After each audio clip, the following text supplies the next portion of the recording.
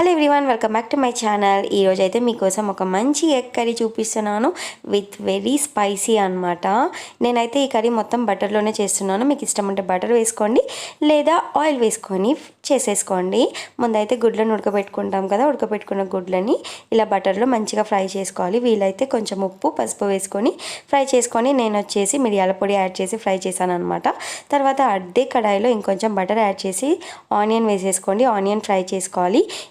ఈలోపు ఒక మిక్సీ జార్లో టమాటాలు, అలాగే ఒక 2 పచ్చిమిర్చి, కొంచెం పుదీనా, మసాలా దినుసులు వేసేసుకొని, మసాలా దినుసులు అంటే లవంగాలు, పట్ట, అలాగే కొద్దిగా ఇలాచి వేసుకొని అందులో మిక్సీ పట్టేసుకోవాలన్నమాట. ఇప్పుడు మనకు ఆనియన్ ఫ్రై అయింది కదా, అందులో కొద్దిగా పసుపు, అల్లం వెల్లుల్లి పేస్ట్ వేసుకొని కలిపేసుకొని మనం మిక్సీ పట్టుకున్న మిశ్రమాన్ని మొత్తం ఇందులో యాడ్ చేసుకొని కుక్ చేసుకోవాలి. తర్వాత వచ్చేసి రుచికి తగినంత కారం, అలాగే ఉప్పు వేసుకొని ఒకసారి కలిపేసుకొని కొంచెం కుక్ అవుతుండగా ఇప్పుడు వచ్చేసి ఎగ్ మసాలా యాడ్ చేసేసుకోవాలి. మీకు గ్రేవీ కావాలనుకుంటే కొంచెం వాటర్ యాడ్ చేసుకొని కుక్ చేసుకోండి. ఇప్పుడు ఈ మసాలా మొత్తం మంచిగా కుక్ చేసుకోవాలన్నమాట.